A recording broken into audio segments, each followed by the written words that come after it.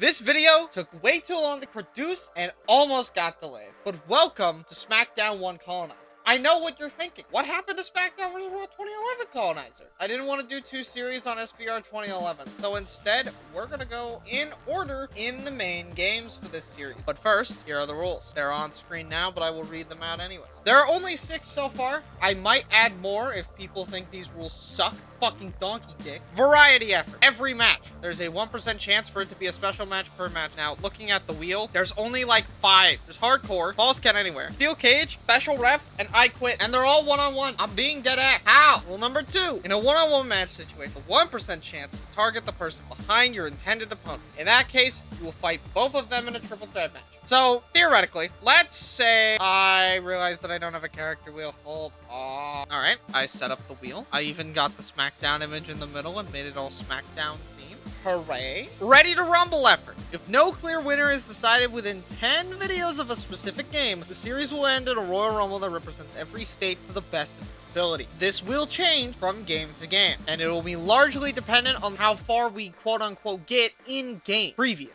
If we got pretty much to the end in SmackDown, I would probably keep the matches the same for SmackDown 2. But if we didn't even get close, I might upgrade it to 15 or 20 videos.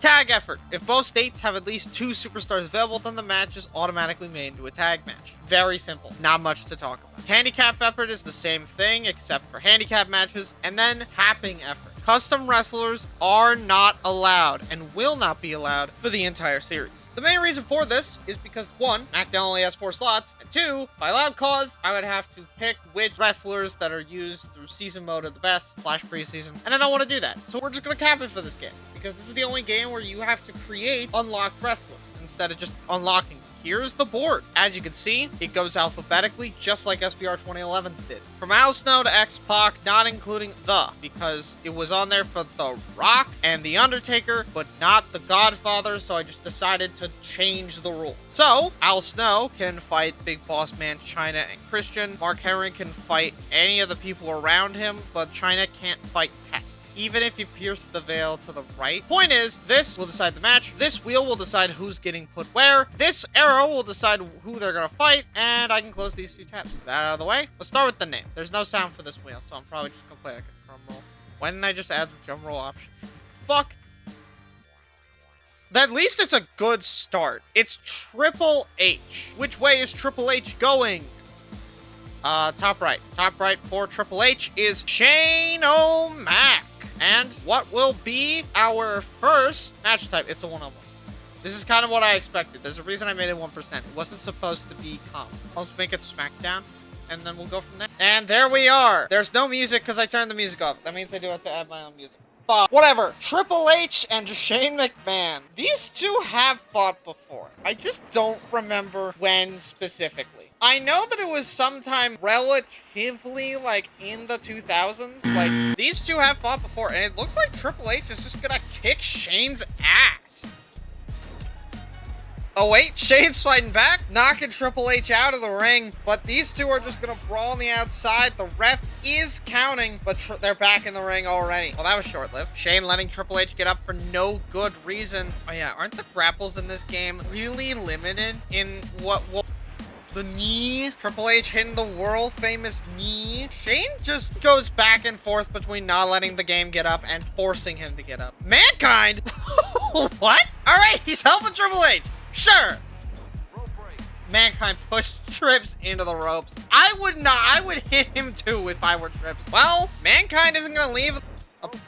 Another rope break pin by Triple H. I know that, like, in the first few episodes, I was like, oh, Colonizer is, like, a casual thing. But that's because the AI in 2011 isn't the best when it comes to normal matches. The early AI is pretty good at giving you a good match. Hey, it's Vince. Oh, did you look at that? I knew this was gonna happen. They do have 2 finishers, but that doesn't seem to matter if they can't fucking hit anybody with it. And Vince just gave up. Okay. I love how Vince and Mankind aren't even trying to fight. Like, they're just kind of roaming on the outside. Truly an Attitude Era moment. Shane covers Triple H to very little avail. I mean, Trips has a finish. He just actually needs to get Shane up for it. That's a pin. Shane kicked out immediately. Wait, there it is. The pedigree.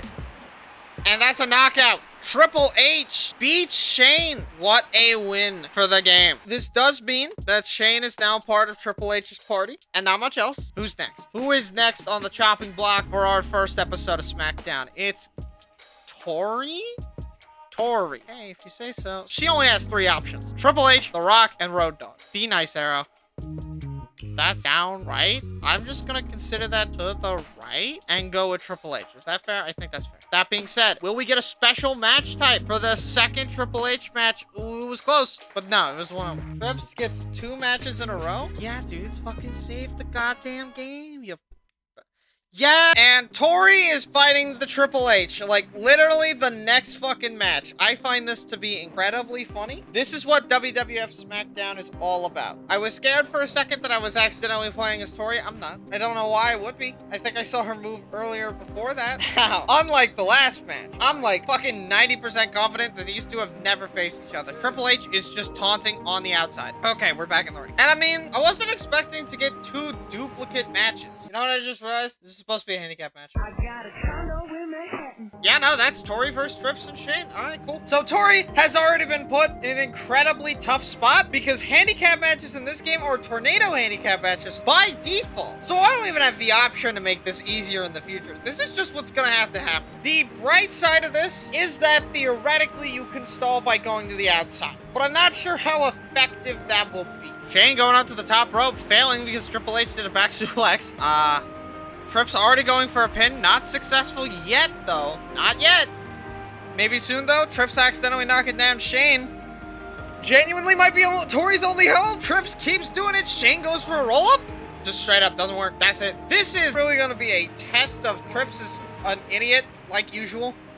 Shane almost hit Trips. Trips thankfully got into a grapple to stop that from happening. I think the problem is if you go for strikes, you just end up attacking the other person too much. So it's way better to go for infinites on grapples. Plus, if you reverse a strike from that person, you're most likely going to have them hit your tag partner. So there is a little bit more strategy than normal. But especially if Trips pushes Shane into the goddamn ropes like a fucking idiot. Come on, laddie. Get it together. And Triple H hits the pedigree on Tori. Is it enough? Not enough. That's a pin. Shane, what the fuck are you doing? Why? You deserve that fucking arm drag. Roll up. Alright, well, that's the end of the match. Shane just wanted the pin for himself. Honestly, fair enough reason to go and dive off the top rope. I understand completely your effect, Shane O'Mac. This does mean that, once again, someone has joined Triple H. Who's next? Who's Goldberg gonna injure this time? It's Matt Hardy. Matt Hardy is nowhere near the Triple K. Well, he could still be hit by the Triple H effect, but there's no way that happens. That's down. And down is Steve Blackman. It is Matt Hardy versus Steve Blackman. Will we get a weird match? No, we won't. It's just a one-on-one. Blackman and Matt Hardy with the red shirt on. Oh, but those knee strikes are gonna be deadly. Mind you, Steve Blackman is like an actual legitimate fighter. And then there's Matt Hardy, who likes jumping off of high places with his brother and winning tag titles. More knee strikes. I feel like the more that Steve does these knee strikes, the more he's just winning. I got a little feeling on that. I saw Steve Blackman go for that kick there, but he didn't quite get it off in time before Matt did his shit. Matt is kind of even. If you look at the momentum bar, they are very even. Very few differences in the bars. Matt's going up top, though. Moonsault, but he wasn't on the ground. They both got up at the same time. It was as if nothing happened. Okay. Steve Blackman sidekicked Matt Hardy out of a drop kick. That might have been the coolest thing I ever seen in SmackDown so far. I have this game on PlayStation 1, by the way. As a kid, the whole time. It's the greatest hits version, if that means anything. I don't know why that would. I also had Smackdown 2. I think I had everything except Here Comes the Pain. But Matt Hardy actually beat Steve Blackman. I didn't expect that one. Shout out to Matthew Hardy for the victory. Who's next? I still got like half an hour left until this session's over. So Paul Bear. I was waiting for you. Paul Bear is on the edge, meaning that he has less than usual, but he's got Kane, he's got Austin, he's got Test, Jeff Hardy, and Billy Gunn. Where is he gonna go? That's downright, but downright doesn't exist, so we'll say it's down and that he's fighting Test. This is the test. Will we get a special match for this? Maybe? No, not quite. Not quite. Now, the interesting part about this one is that Paul Bearer is a manager, so he should be the easiest person to conquer. Yet, Paul fucking Bearer could win it all. There's a reason why the saying is anything can happen in the WWE. It's because Paul Bearer could win the entire series. I mean, so far, in order to win the video, you would actually have to pick Triple H for getting 2 in a row, which means you'd have to get either 2 in a row faster or 3 in a row. But Test is giving Paul Bearer a real run for his money. And what did you expect, really? It's not that Paul Bearer isn't fighting back. It's just that Test is better. Test is going up to the top. Why did you do that? Are you crazy? Test up on his shoulders. Just damn. Okay. That was pretty big. Oh, is he going for it again? Nope. Got busted. Fair enough. Walking him into the corner to do nothing in the corner, instead hitting him with a massive choke slam. Okay, slowing it back down with a neck breaker. Test might hit his famous what the fuck. Paul Bearer could bring this one back. I have no idea what Test's finisher is, even though it says so. Test is now on the outside. Paul Bearer is telling him, no, I don't want to fight this man. I'm regretting my decision, so I'm gonna dance. And it's The Undertaker. Kick out. Wait a minute. DDT! This could be the exact thing that Paul Bearer needs to win. Who's gonna come out to Test save then? If anyone. That's a cover by Test. That could win. No finish needed. Test simply beats Paul Bearer. What a victory animation. Anyways, this means that Paul Bearer is now just owned by Test. I made this joke the first time. Who's next for this video? Who's gonna invade? Devon Dudley. Devon has no threatening options other than the Big Show and Bradshaw, and I guess China. Let's see where the arrows take him. Top right. He's fighting Bradshaw. Who could have seen that one coming? Is there going to be a special match?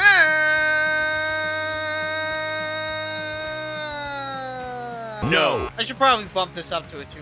Devon Dudley and Bradshaw. They're both here. They're both lying in wait. Tonight could be their night. This should be a tag match. I'm not gonna lie. If this wasn't Colonizer, this would be the Acolytes versus the Dudleys. But instead, it's Devon versus Bradshaw.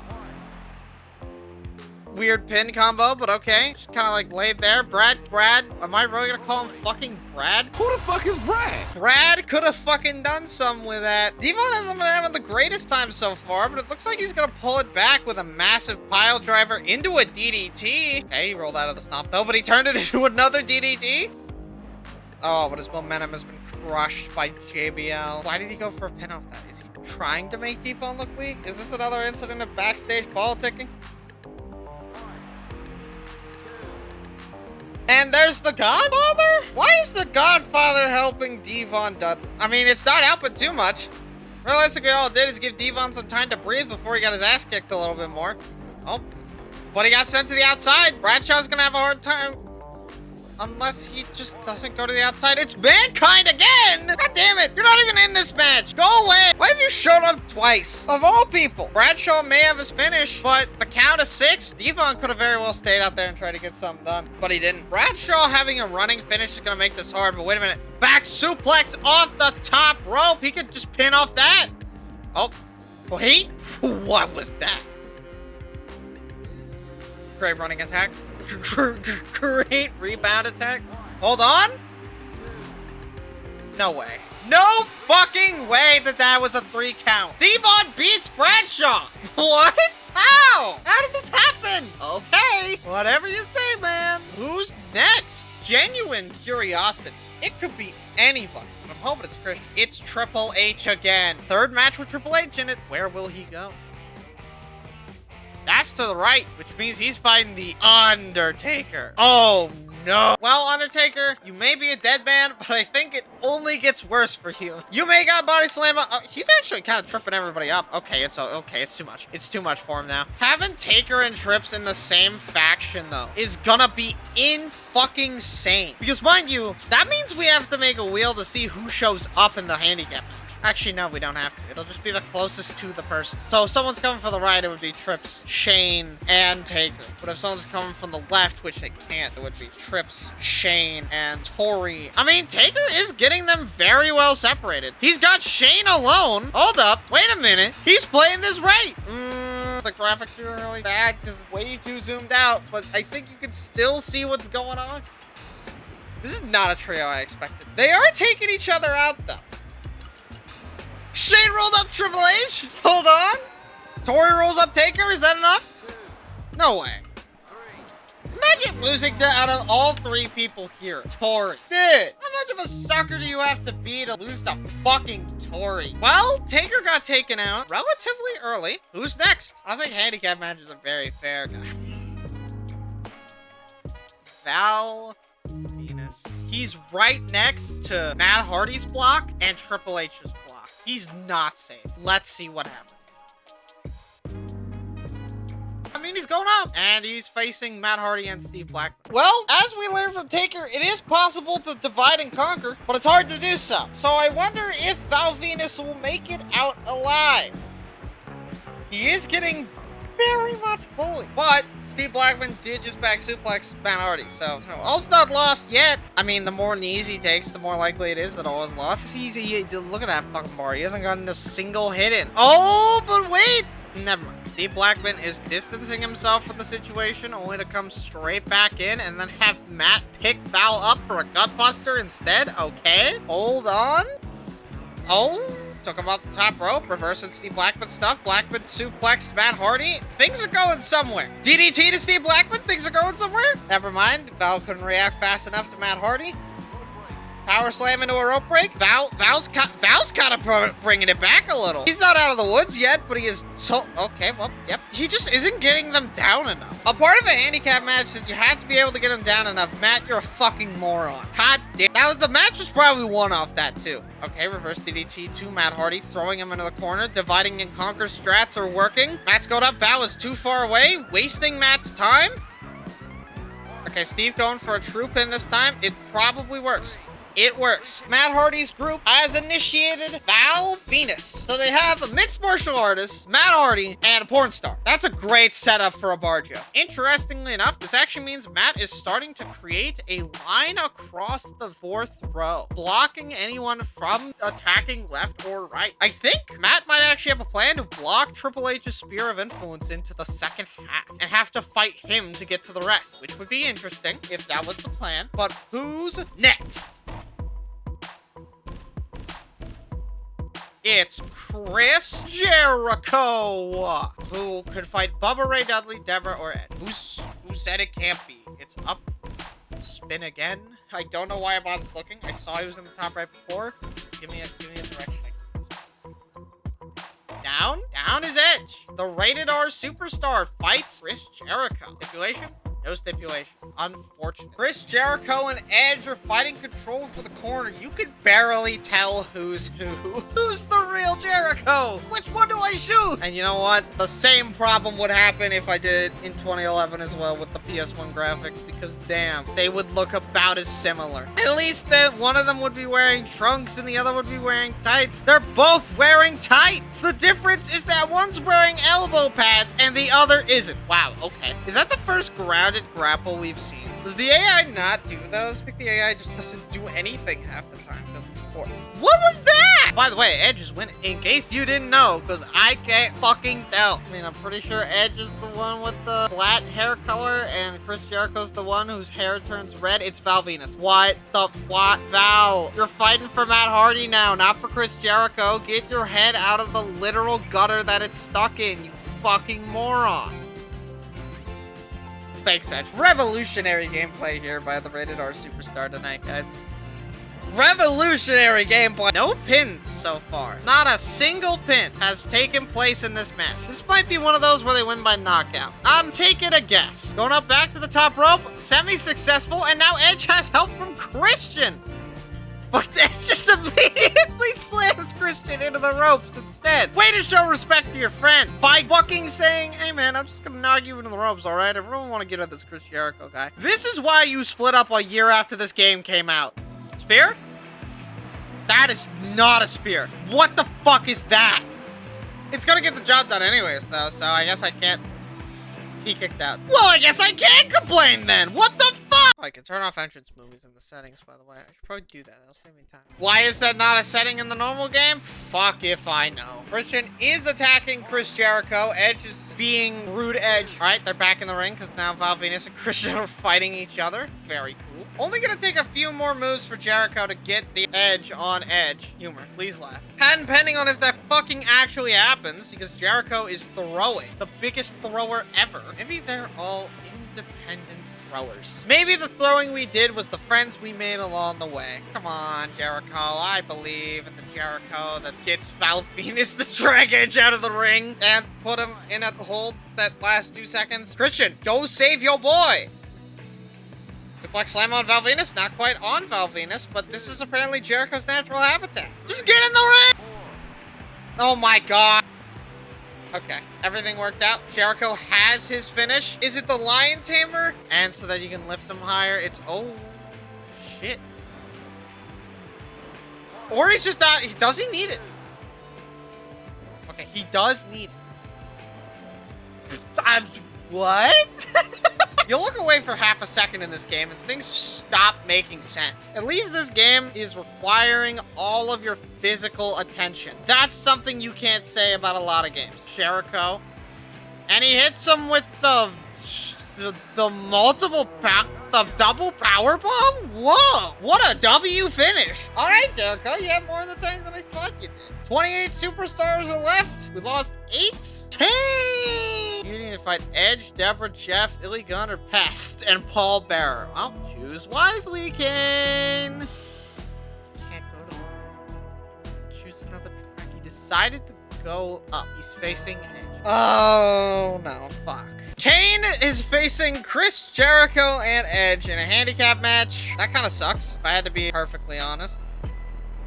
Thankfully, Edge is throwing again. It's like a 1.5 man handicap match instead of a normal 1-on-2. I think Kane can do this. I think he'll win. But there goes Kane. He just got hit with the finish. He ain't getting up from that. That's it. Kane's done. That is the end of this episode of Smackdown Colonizer. Edge and Chris Jericho beat Kane, and Kane officially joins the CJ Club. Once again, drawing another line. Xbox the only one left in this realm to not have a faction.